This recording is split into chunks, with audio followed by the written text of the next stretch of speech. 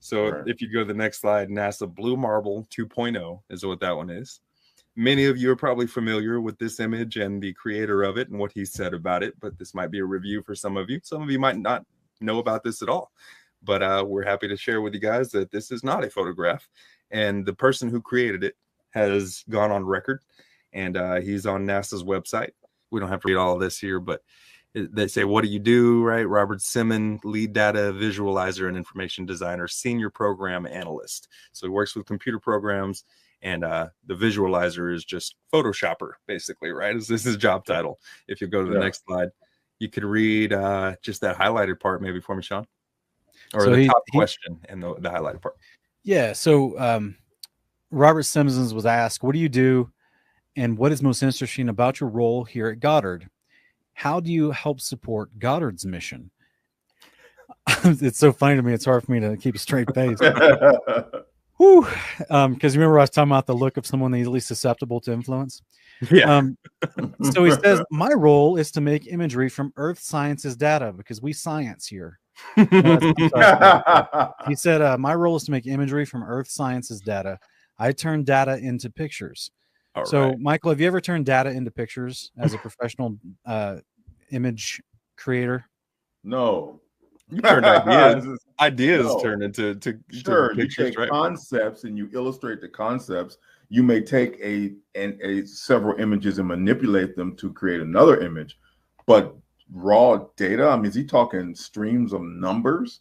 I mean, yeah. No. So have you ever, when you watch The Matrix, Michael, could you see the numbers floating down and be like, "Oh, brunette, No, redhead"? That's Were you like Cypher sitting there? You could read it. You could see the people. No, absolutely. So how do these guys do? What kind of training goes involved for someone to get back a bunch of data that's just fed to them? Think about the process, right? These guys are just sitting in their office and they're like, "Oh, hey, the new reports came in." It's a bunch of old like printed out ones and zeros, and they're like, "Here, look, this is of the Galaxy 539G," you know, and you're like, it's a multi-gaseous galaxy with some red hues, and they're like, "Oh, sweet, I'll get right on that." Yeah, so they take the zeros and ones and make all these fancy photoshopped images. It's not real. Right? I mean, this guy actually described exactly how he put a globe Earth together, and the way he described it is exactly the way it's done. I just did an intro for a Facebook talk show, and they had the globe Earth in there. I tried to convince them not to, but they didn't listen to me. So their clients. But really, what he did was he said, first you take a globe, and then you take the continents and you wrap them around the globe, and then you take a layer of clouds and you put the layer of clouds in there, and then and then you take a specular highlight. He actually made a big deal out of that. Michael, if I could stop you, I hate to interrupt you, but this is all right here in the presentation that we can look at for out of his mouth. Okay, right? We're even going to play the clip here momentarily. So yeah, you're right. You're absolutely right. There at the very bottom, it just says, our team is purely about communications. We translate data into a usable and understandable form. So they're just trying to communicate a message and an idea to you. The prophets of NASA are, right? Yep. They want to communicate a message. If you'll go to the next slide, I think look at the data that they translate. 3,000 CDs worth of information per day. That's silly. How many people are translating? How many? What are we looking at here? Is this like an entire 20-story building full of guys like this that translate the data every day? And how do they know which parts of the data? Anyway, I'm going to stop. Here's exactly what Michael was just saying out of his own mouth on this interview there that's posted on the NASA website, that the hard part was creating a flat map of the Earth's surface with 4 months of satellite data. Was that hard to create a flat map of the Earth's surface? I doubt it. But Rito Stockley, now at the Swiss Federal Office of Meteorology and Climatology, did much of this work. I recognize that name from the GOES satellite image from 2000, 2 years prior to this. However, he said, then we wrapped the flat map around a ball. My part was in integrating the surface clouds and oceans to match people's expectations of how Earth looks from space. That ball became the famous blue marble. Yep. And if you go to the next one, that's the cue for his quote that we're going to hear in an interview that he's done on video. Right, it is Photoshop, but it has to be, he says. Yep. You can pull that one up, brother. We'll play that clip and hear what he has to say out of his own mouth.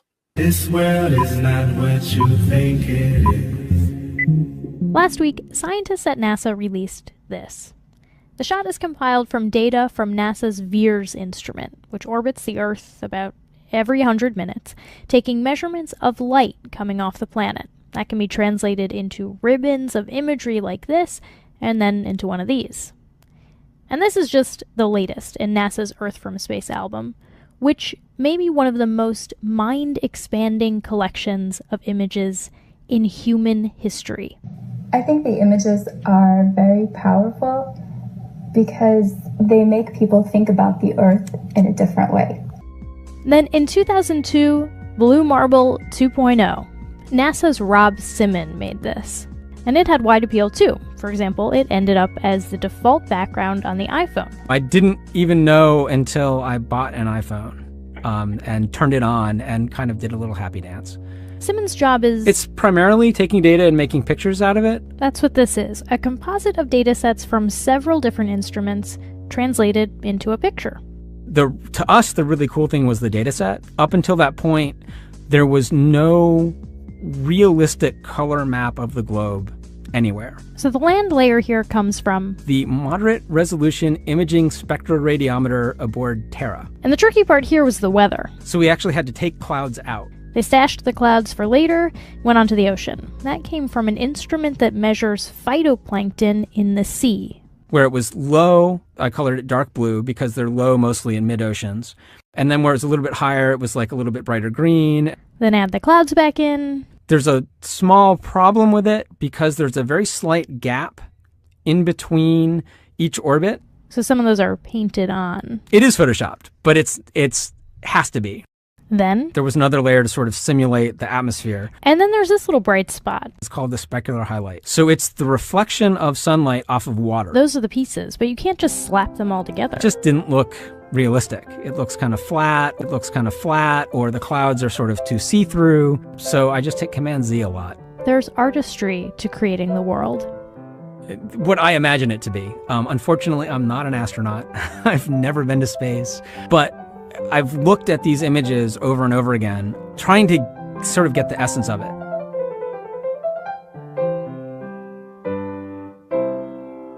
Simon wants to make the world better too, starting with the atmosphere. And I'm getting results that I like, but I think it's a little bit exaggerated. So I'm working on some techniques to try to tone it down a little bit. To make it a little more homey. And joining me is Ernie Wright, visualizer at NASA's Goddard Space Flight Center. You're a visualizer and storyteller behind hundreds of NASA illustrations and videos. So give us a brief summary of your multimedia background and your role today at Goddard. So I work in the Scientific Visualization Studio, and we call that the SVS, so we don't have to say that over and over. The studio creates scientific animations and illustrations using data from NASA missions. And these are videos that are specifically data-driven. So everything you see is a piece of data from a NASA mission. You start with, as you mentioned, a ton of data, and you figure out the best way to present it. So what is the process like? Our job basically is to place that data in context. I mean, when it comes from the spacecraft, it's all just zeros and ones. And we like to make it look a little bit like whatever the data is. So if it's something hot, we'll make it red. And if it's water, we'll make it blue, just so it reads for people. And it's easy for them to interpret. And we also are storytellers. You'd think we could just paste this data onto a ball and say, here it is. But we really have to tell the story of the data, what it means, what its significance is, why people should care about it. And so we collaborate with producers and writers and scientists, and we all get together and decide how to present this data in a way that's engaging for the public, in a way that is comprehensible to a public that may not have all the science and technical background that the scientists do. So I have to translate the data into forms that my software can understand. We use basically movie special effects software. So there's no science sort of built into the software. I have to tell it what this data is. And so I make it into image maps and things that can be wrapped onto geometry. And then that software is like having a movie set. So there are cameras and lights. And you decide where to point the camera and how the light should be pointed. Usually it's sunlight, but sometimes it's something else. And I make sure that it's in the right place on a sphere, and then I decide where the camera has to go in order to tell the story. Whatever tells the story. And we call this cinematic visualization. We kind of want to distinguish it from the kind of things that scientists might do at their desk, where they would plot graphs and make things that only scientists love. We're making things that try to communicate to a much wider audience. You mentioned software a couple of times now. What software tools do you use to organize the data that you're referring to and build those images? So a lot of us have a background in computer science, and the reason for that is that we have to write our own programs to translate that data. It always comes to us in some weird form that no software can read except the scientist's little desktop thing. So we're constantly having to write software that translates the data, interprets it. We use scripting languages and Python, and all of that's like the first step, just to get the data into a usable form. And then we use off-the-shelf animation and rendering software. So we happen to use Maya for animation. This is the program that sort of displays the set. It has the models in it and the positions of the camera and the lights. And the rendering software, the software that actually writes the pixels into the final image, is RenderMan, which is a piece of software that Pixar makes. It's the same software they use for their movies. $50 million on the daily, that's the banknote. Just for some computer animation from a space probe. That's a cartoon, all I'm seeing is a fake globe. And NASA never landed on the moon, it was a fake, bro. So peep the show, ain't no sleeping, no, I'm on no dose. I preach the kingdom, I'm still tipping on fofos. $50 million on the daily, that's the banknote. Just for some computer animation from a space probe, right? He's right. The software Maya is a leading software used in Hollywood for visual effects, character design, environmental design, that sort of thing. RenderMan, yes, was indeed created by Pixar. Is that software used in the Unreal Engine? No. Okay. Unreal Engine is a whole different ballgame. Okay. Maya is more of a traditional subdivision pixel-based. Well, they're all pixel-based, but Unreal is a real-time renderer, meaning you don't really need to render. What you see is what you get immediately. Whereas with Maya, you may create a scene. Once you hit render, it could take hours or days to visualize that image. So yeah, he's speaking the truth. Now, here's an interesting thing. Nowadays, you don't need that. You could spend $100, if that, on a piece of software that can do exactly what Maya does, with no problem. I don't use Maya because it's too expensive, and it's too much of a headache to use. So yeah. But if you notice, he says we're storytellers, and he's right. They're telling a narrative, and they use cinematic software to do it.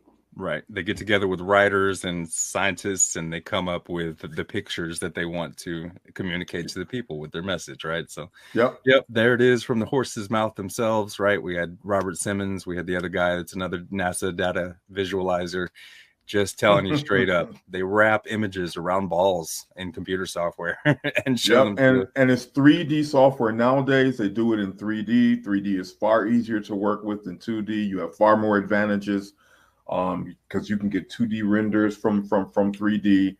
But when you're dealing with the Z-axis, because the 2D software dealing with XY, but then when you add that Z-axis, when you add dimension into it, your advantages just go sky high. Look at this photograph.